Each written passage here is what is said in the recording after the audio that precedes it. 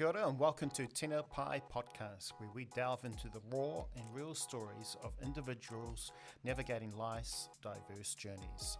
From the courageous voices of the queer community to those overcoming addiction, from mental health warriors to frontline heroes shaping our communities. We're here to amplify lived experiences. Join us as we uncover the triumphs, challenges, and resilience of the human spirit. No mai, haere mai, and welcome to Tino Pai Podcast. Kia ora koutou, no mai, haere mai, and welcome to this session of Tino Pai Podcast with a very special guest today, Mercedes Livingston, who is our administration coordinator, to discuss her incredible journey with the kaupapa of ADHD, which is, we feel, is a really important kaupapa to discuss. Being an ADHD person myself, and the story sharing that we're going to be doing today. So, without further ado, I'll pass it over to Mercedes. Here she is. Hi, Mercedes. Kia ora, everyone. Hi, kia ora. It's a pleasure to be here and to be able to share my story with you all. It's a very special thing that we're doing here today. So, and I'm very happy to, share my story so other people can relate and possibly learn from. And thank you. This is a subject not easy for people to talk about, but as we've had Kōrero before, that it is important for people to speak about it and the difference and the feelings and what we go through. It's just to give people a little bit more information, more empathy towards people like us, because we don't intentionally mean to be like this. Exactly. It's the way that we are. Exactly. And I guess education, educating, and more awareness on the topic of ADHD, because I feel like out there it's not really talked about. It's not at all. It isn't. It's just that the thing, unless you go looking for answers, you're not going to find anything. But they don't realise there's different types, which we certainly realise that we definitely obviously have ADHD, but we're completely different. Opposites. You can't get many more opposite than that. Apart as our genders are definitely different, but our ADHD diagnosis is definitely is different. So look, let's take it way back, because you found out when you was young. So let us know about the journey of when you first found out about you having ADHD. So it was a really long time ago. I was 9 years old. I remember I knew I was different because at school, I remember I had to go to the front office because someone was expecting me there, and I was a bit surprised. I was like, okay, I'll go to the front office, and it was someone from the hospital or a nurse or a pediatrician, someone there to watch me work and see how I am at school. So even that in itself, just having a person there following me around at school. Who is this person? It's glaring at me. Yeah, it's like, you know, and like the thoughts through my head, like the other kids must have been like, oh wow, she's special. Like, why does she get, an aid or something like that? So that's when I kind of knew that I was different, because that was one of the first things, is being singled out. So you've got different. See, this is the thing at school, isn't it? Particularly, yours is different. You were very young when you were in a school setting. And then people find out your sort of your difference. Your uniqueness. It can be played with kids, so it can be rough because they pick on that. But what interestingly, so they got someone in. They didn't tell you that someone was going to observe you, but then again, I guess that's the way to.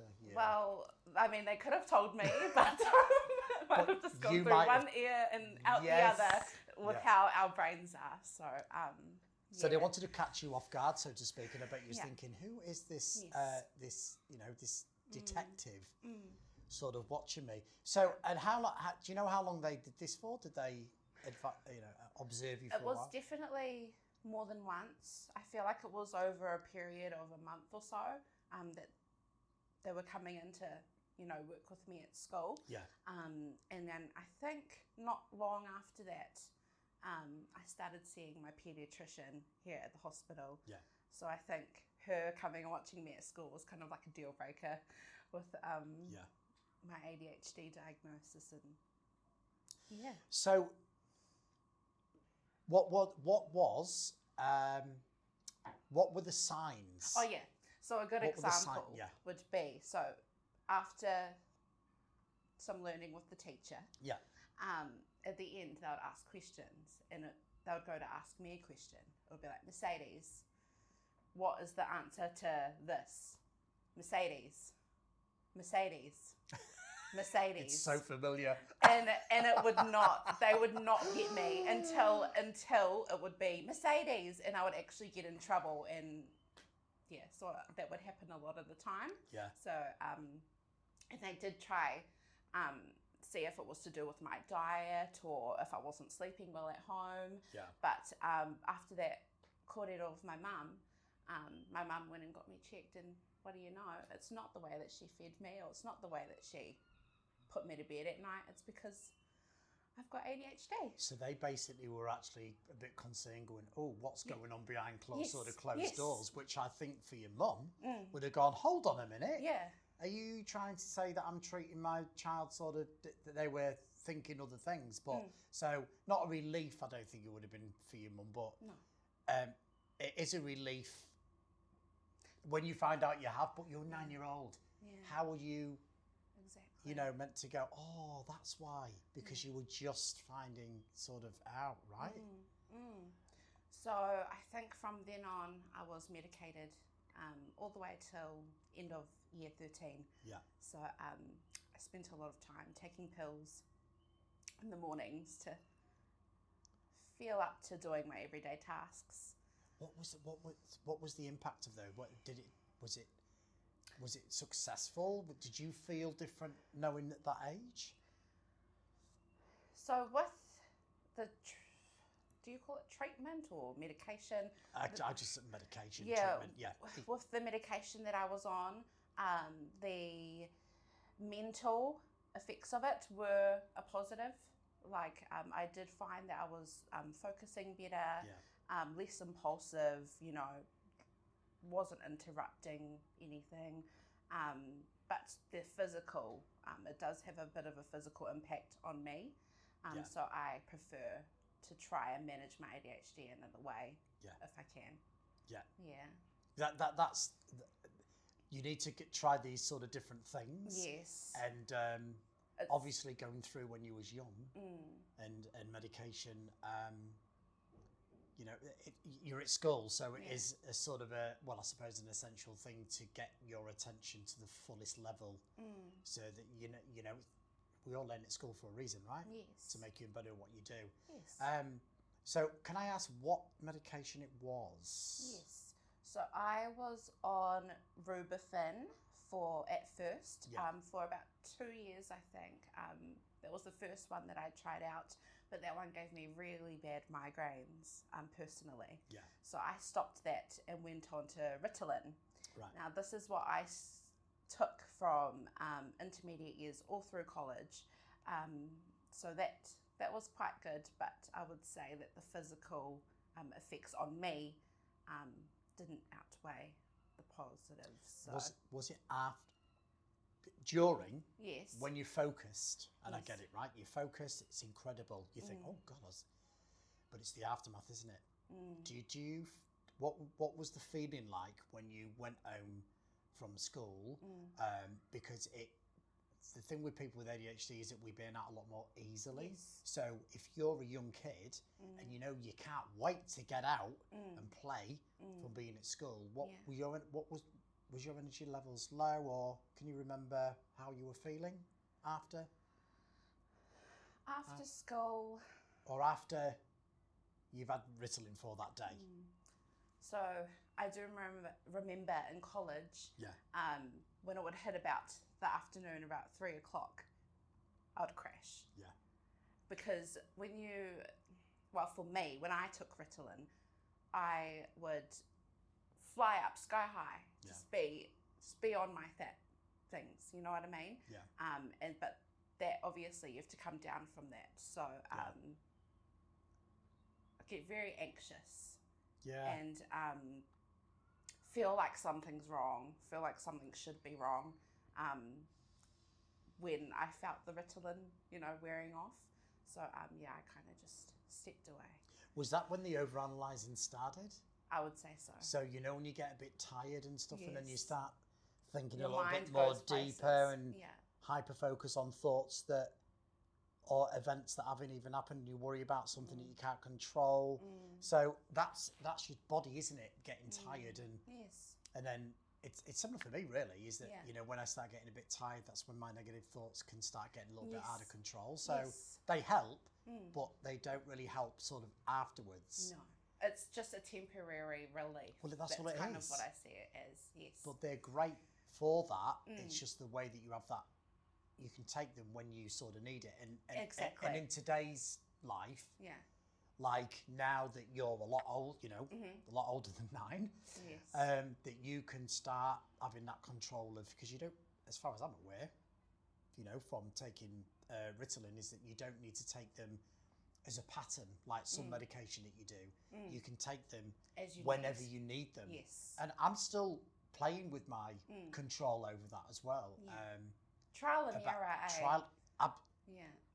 trial and error. You've done that trial and error for years. I'm certainly going through it now.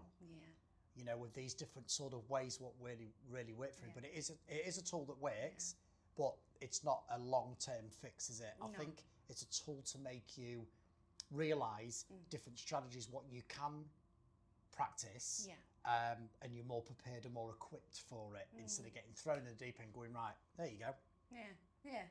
There you go, do this. It's just as easy, because things that are easy for other people are not easy for us. No. Work much harder with the way that our brains think. Yeah. But do you agree that now that, since I've known and you've known, is that if we don't want to take anything, then the way that we're built is that we need to work 3 times as hard as someone else that hasn't got ADHD, and that's the way it goes. I don't know whether you've been down that road where you've gone, it's not fair. You give up easily, and then you start spiraling downwards and blame self-sabotage, isn't it? And then you just crash and but with that, I've had a very strong belief. I don't know if anyone else has the same belief, but it's always nice to think that God or whoever is up there pulling the strings wouldn't put us through something that we can't handle. So I think that me with ADHD, whoever it was, must have thought that, okay, Mercedes can handle it, or Lee can handle it. They can. Well, I'll tell you now. We're looking at each other. We're actually puking at each other right now, going, "Oh no. That is not the case, But it is a journey, and it's really important to learn from what things don't work to make it work better, sort of for you. But it's about I feel, it's about celebrating those things that you've accomplished and what what you struggle with in life, and you've done it on your own without any help of anything. And that's the most rewarding thing. It's very important is to acknowledge your wins, because that's what, personally for me, that's what keeps me going, is knowing that I'm doing well at something. And it just pushes you to keep going. So I think it's like your manner and heart to yourself, really, in a way, exactly. isn't it? You're really proud of yourself, and you start accepting yourself, and you start sort of loving yourself, and it makes a huge sort of difference. Absolutely. And just learning about yourself as well. Triggers. Yes, and learning your triggers. Identifying before it happens. But then again, it's easier said than done. Hard out. You have to feel like you got to go through the hard yards first, unfortunately, when it comes to this. But it's not just ADHD, it's about life in general. Don't be afraid to make mistakes, because you need, and I keep repeating this, but it really is essential that you need to I usually say you need to fail. And I'm never going to say it. No. You need to make mistakes to make you stronger in what you sort of do. And particularly for us, that struggles have been really hard. And when we've achieved something and we've gone, I've surprised myself. Yeah. You know what I mean? It's like I couldn't even, I'd stare at the Imagine. computer looking, wouldn't even know how to start an email, but we're all sort of very different. I have to say that obviously since I've been working here and I know you, and I was actually surprised. I went, oh, I never thought that you would have, I don't know, we went, hang on a minute. This means that there's different types of, people with ADHD. Like clearly I'm very hyperactive and very, actually, I looked at the words and it said, I think it said on one of these things, dramatic. It's the word to use for me is expressive. Yes, expressive. No. Very expressive. That's so true. Because yeah, you're not dramatic. It's just that you're feeling it very intensely. I thrive around being around people. Yeah. And that's genuine. I do. Thrive in and chaos. I just love. I love it when you make someone's day. Or laughter is my go-to, as you know. Humour is a very big part of my culture and me. Yes. But on the other hand, you've got like an introverted sort of, and then I know someone else that's very different as well. So it's really important for people to know that there's different types of ADHD for sure, and there's different ways of approaching. I mean, you've got Lee, who can thrive in chaos, but then there's me, who sensory overload. Like if it's hot, if there's lots of people around, if I feel something on my skin, like I can't. Too much I sound. shut down. Yeah. Yes. Too much sound, too much light, too many people. Yeah, you see red, you just want to blow up. Yeah. Yeah. So that's kind of my situation. What did we say the other week? We were trying to describe, and I said that the difference is for me, between both of us.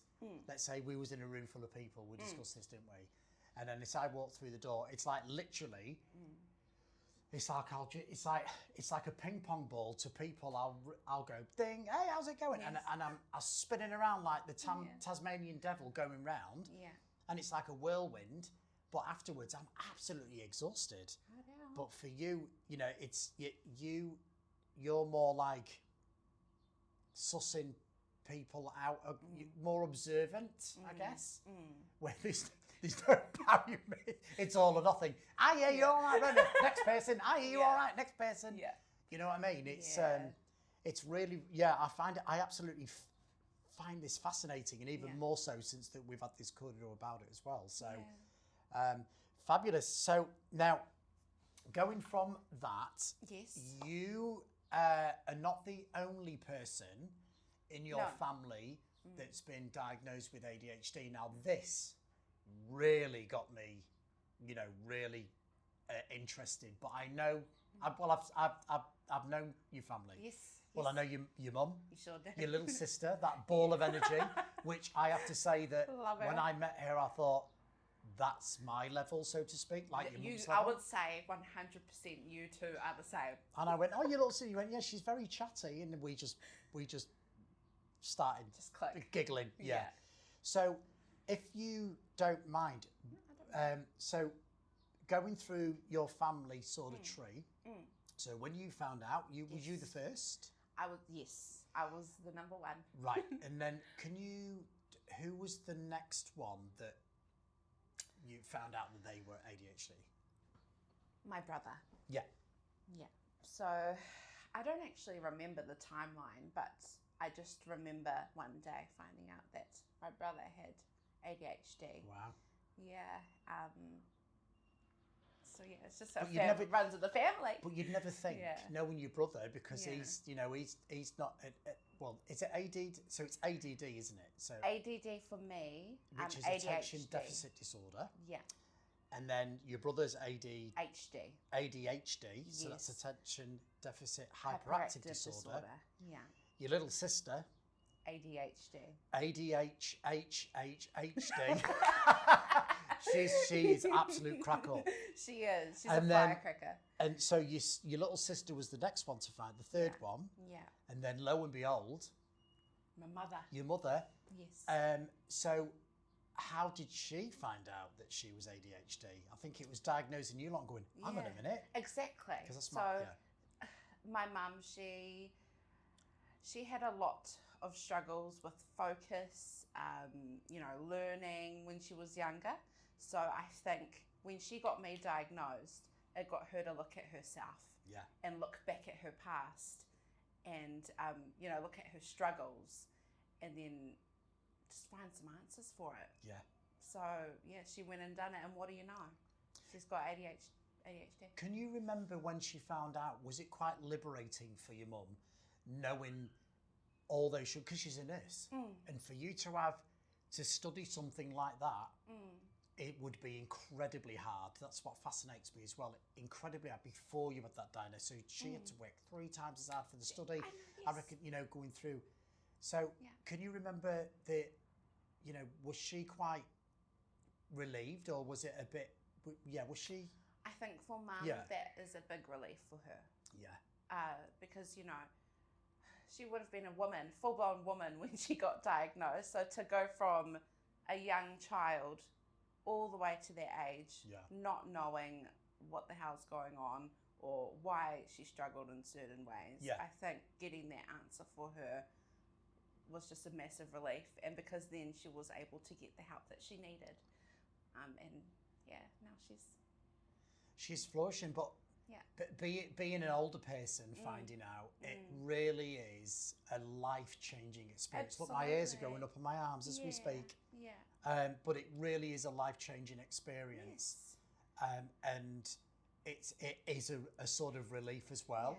Yeah. Because you spend your life not knowing, you're going to struggle learning, you're going to struggle, with your emotions and your mental health and stuff like that. Yeah. And I personally, with my journey with ADHD, I'm very hard on myself.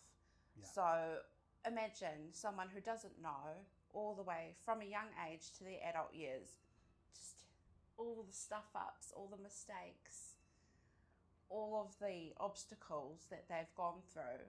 They must have beaten themselves up so hard. Well, but to get this answer would have been such a relief. The thing was, Mercedes, I mean, I'm from Ingarangi, so the old country UK, and I think back in the day that schools wasn't equipped for that. So there was other ways of trying to really deal with us, and that was remove us from a normal class and put us into a special class, which stigmatized us even more. Singled and out, they just thought, they thought that we would be in trouble. We're not going to be successful because we misbehave. But that was a tool for me to get out of these situations. Do you know what I mean? Yeah. So, not being equipped back then, but we can't change time. It is what it is. It's about now. Yeah. So, and that's when you can start sort of changing things, I guess. So it is very, very different these days. And regardless that people do think, there's a lot of adult ADHD that have been diagnosed now. Absolutely. And a lot of people are thinking it's being overly sort of diagnosed or sort of prescribed. But it really goes to show that it's getting way more, not popular, but it's getting way more common for people with ADHD. But also there's ways to deal with people like us, and that's other people need to change slightly and address us slightly different to not set those sort of triggers off. Absolutely, I agree. Because they don't go away. No. We learn to deal with them and adapt ourselves with them, but it still is an ongoing struggle, isn't it? It is. So for you from the age of 9, you going through that was a whole new different sort of life for me and your mum, really, to be honest. Yeah, I'd say I was really lucky in that sense to have got in so early, because I don't know where I would be today if I didn't. Well, exactly. Yeah. So leading from that, so you said that you took obviously medication at school. When did you start wanting to go, actually, I don't want to do that, I want to try and do it another way without any medication. So how old was you when you thought, no, It's time to... I would say 18 or 19, around that age. It was definitely after college because I had it strictly every day that I went to college. But straight after that, I didn't feel the need to have it every day. That's a good thing. Yeah. It's a break and time to reflect, isn't it? Oh, absolutely. Great. Yeah. And it was getting a lot of the physical symptoms as well for me, I think. Yeah. Hurt my belly a lot, and I was missing, life events. So it was time for me to just stop and try other things. Did you used to think this, where when you take it and then you do get a little bit, because you're more reserved when you get, it's like, I don't want to take something that's going to stop being me. Yes. Did you ever feel where you're thinking, I'm taking this, it's making me feel numb and I'm not being me? Yeah. And then you start overanalyzing, going, oh, I'm feeling reserved, for me particularly, I'm feeling reserved and quiet. Yeah. Clearly, that really sat uncomfortable with me. Like, I'm like, oh, am I changing? Yeah. But it's these sort of different roller coaster emotions. Exactly. Yeah. So I don't want to take it to a point where I'm not being myself. Well, that's the thing. Right. I relate, because at one point, you just reminded me of something. Yeah. At one point when I was taking my Ritalin, a lot of the time, people, like friends, family, would be like, are you all right? Are you all right? You seem like you're a zombie today. Yes. Yeah. So that would be a common phrase, is you look like a zombie, and I don't even feel like a zombie. Like, just, yeah. They think, oh, you're an ADHD. Oh, I'm surprised you're not bouncing off the walls. It's like, oh, no. If you hadn't got ADHD and you took a Ritalin, you'd probably be bouncing off the walls, going, oh, let's go out to a nightclub. And I'd put my glasses on and go, give me the Chronicles of Narnia to read in my house coat. Yeah. With the wine, I don't know. Yeah. It's the complete and utter...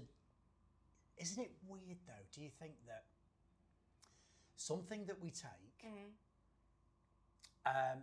is a stimulant? I do feel like it stimulates me. Yes. But it's not intense. It's a stimulant that calms everything sort of down, and it's like I'm not. I take my time, and if I know that I'm getting a bit slow down, but afterwards it makes us a little bit more sort of tired, I guess, because I'm not going to lie. Sometimes I've taken one to give me a little bit of I'm not really feeling it today. And then I thought afterwards, why have you sort of done that? You've taken that for the wrong reason, but you need to do that to realise, why am I taking this when, because I did a little bit of a journal. I started asking myself some questions. Yeah. Why do you take, medication to give you a bit of boost of energy when really it doesn't, and then afterwards you're a bit disappointed because you didn't complete that task. Do you know what I mean? So it's a forever growing sort of thing, isn't it? Yes. You're forever learning. Always, because we've got such an addictive personality. Yes. And impulsive. You're getting more impulsive than me. I've got to tell you now. Who goes, you've set me off now, who goes to Mitre 10 and buys 20 concertina solar lights because there was in the sale? 20. And here's another one. I bought 5 dog beds. I haven't even got a dog. Well, that's ADHD for you, isn't it? 8 USB pyramid lamps, 6 circle lamps. It's like, what are you doing? I mean, they're all in the sale. Don't get me wrong, I won't get them for full price. I'm not trying to get out of jail free card here, but it's just that impulsiveness. Yeah. And then that's when, and also another thing I realised, that's what it And that was hard to go, oh, you've seen something in the sale. Yeah. You know, it's like, it's harder to walk away from that because it's like, oh, I might find something handy for that. It's ridiculous. Yeah. The thing with me is seeing money in my bank account. Why is it there? Why haven't I spent it yet? That's another thing. Saving, all these struggles. Yeah. I do have to say though that I actually learned quite quickly to have a little bit of money behind me, so I was quite good with money. I used to say to my friends, I went, "Do you think I'm tight?" They went, "You're not tight. You're very careful." Yeah. And I went, "That's a softer version of being tight." And they went, "Yep." So I was very, But when I was saving, it was an accomplishment because I knew I struggled with that. That's the thing. So if you think about that feeling that makes you feel good in an accomplishment, but it's just sticking to that, isn't it? It's actually making that first step, I think. Yeah. Which is the hardest. Yeah. Once you're there, maintaining it can be things. difficult. Yes. Yeah. That's how fuel accomplishments, I feel like. I know for me. Exactly. But do you feel, I think, and I've always recommended, I would love, and I'd go, you know what, I'm just going to open the top of my head and I'm going to go, this is the most white knuckle ride, better than Rainbow's End, and put this brain into their head and say, live with that for a week. Ooh. And then they come back grey, all frail, all stressed and stuff like that. And I go, yeah. Because people don't understand that you need to be in the shoes of someone that is going through that at the moment. You know, it's like, So, leading on to this, I think we're going to find out what sort of strategies and practices have you put in place to improve your well-being, to get more organised, what self-care do you do? What implementations do you put into your lifestyle at times of need? So I think with this, I'm still, as we've said before, it's all a learning thing, ADHD. There's always something to learn. So I guess I'm still discovering what works best for me in my journey with ADHD.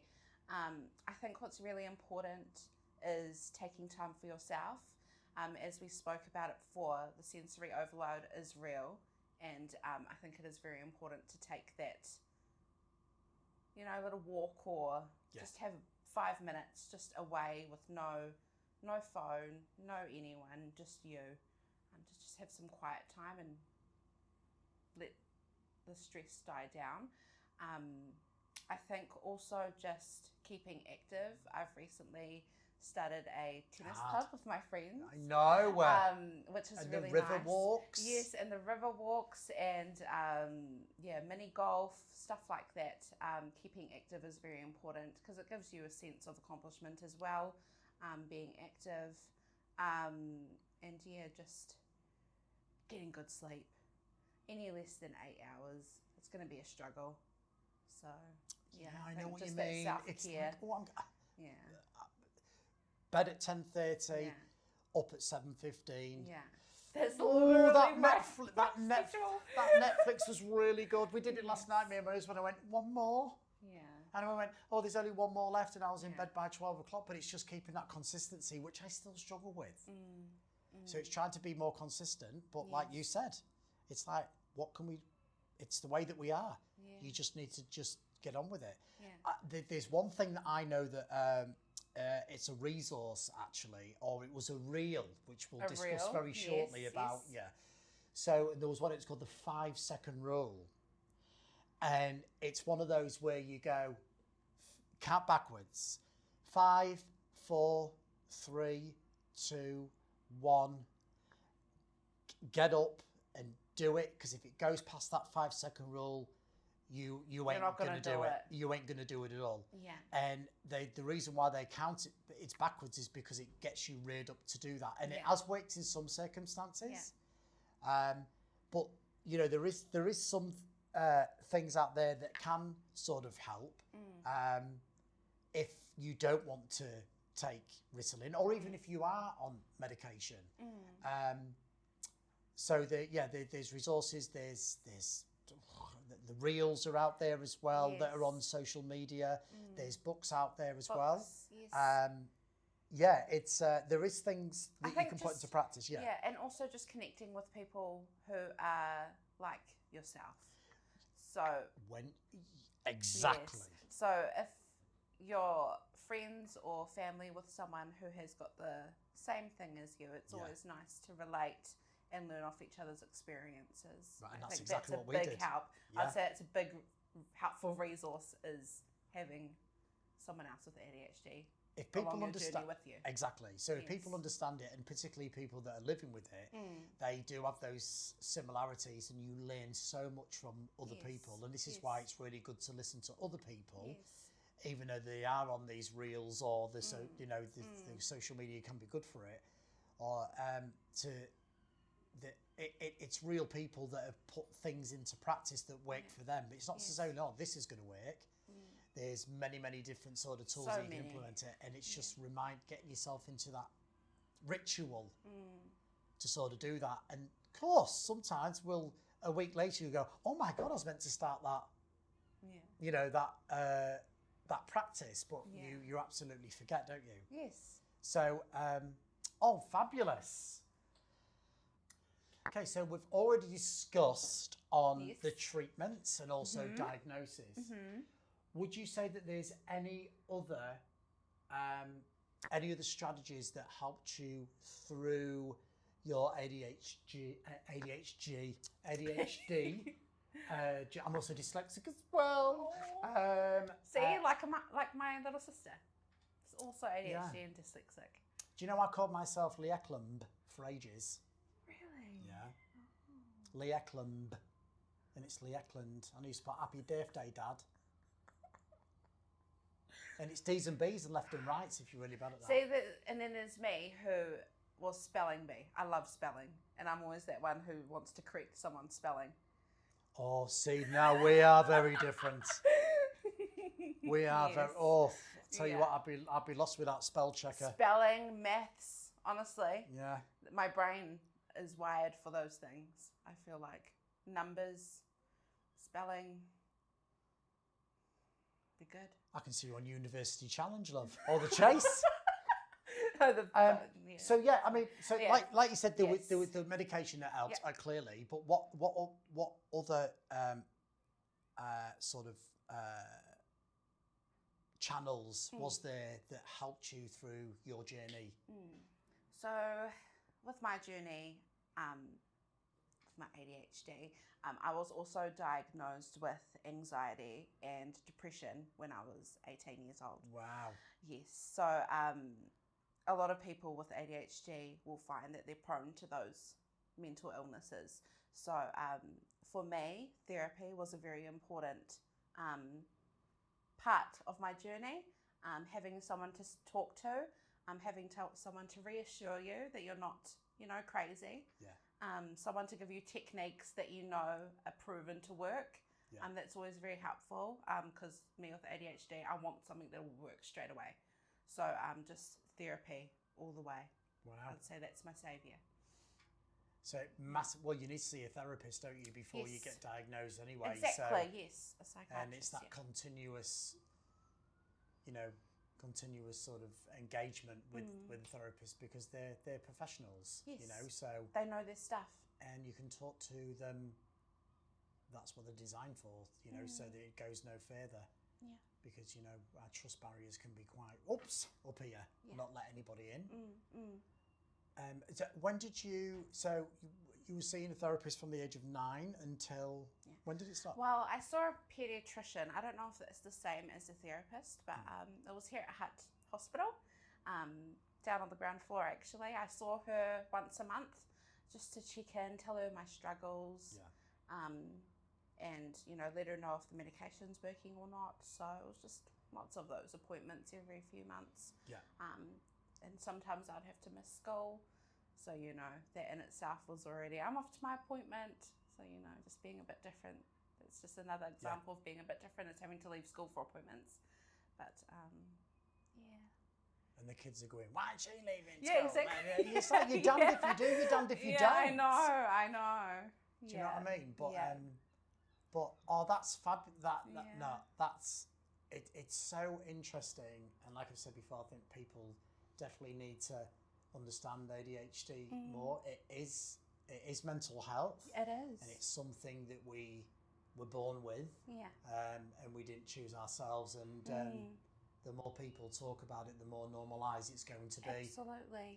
And I feel like the more it's talked about, the more resources will come to light. You know what I mean? There'll be more things that people like us can try out if the things that we're currently doing don't work anymore. You know what I mean? Absolutely. So I think that's also the importance of getting more education out there. Totally. Yeah. And letting people It'll open understand more doors. it more. Open more doors for us. But this is the beauty of this channel. Is Tino Pai is about helping people with ADHD, but also helping people have a better understanding that don't have ADHD.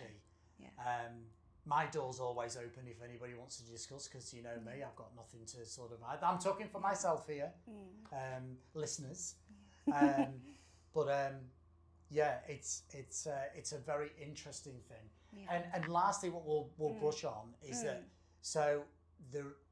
is there any other sort of resources that have helped you now that you have said, you know what, at 18, it's making me feel uncomfortable, I get stomachache, and so you come off them.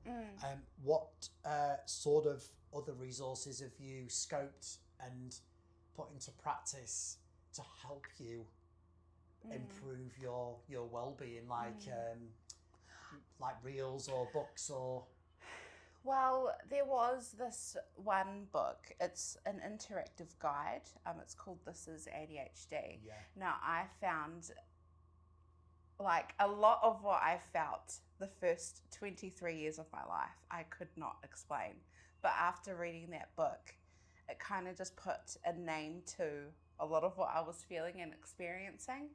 So I feel like if you're first learning about your ADHD diagnosis, you want to learn what the different symptoms are, go to that book. Yeah. This Is ADHD. I don't have the author's name with me right now, but it's an American girl, and Yes. I got actually recommended by my psychiatrist. yeah. And I got recommended from you. Yeah, from that Yes. psychiatrist to Yeah. actually scope, because they've got some YouTube channels on there as well, and they did do that book. Yeah. But I will say that this book, it's the way that it's designed. Yeah.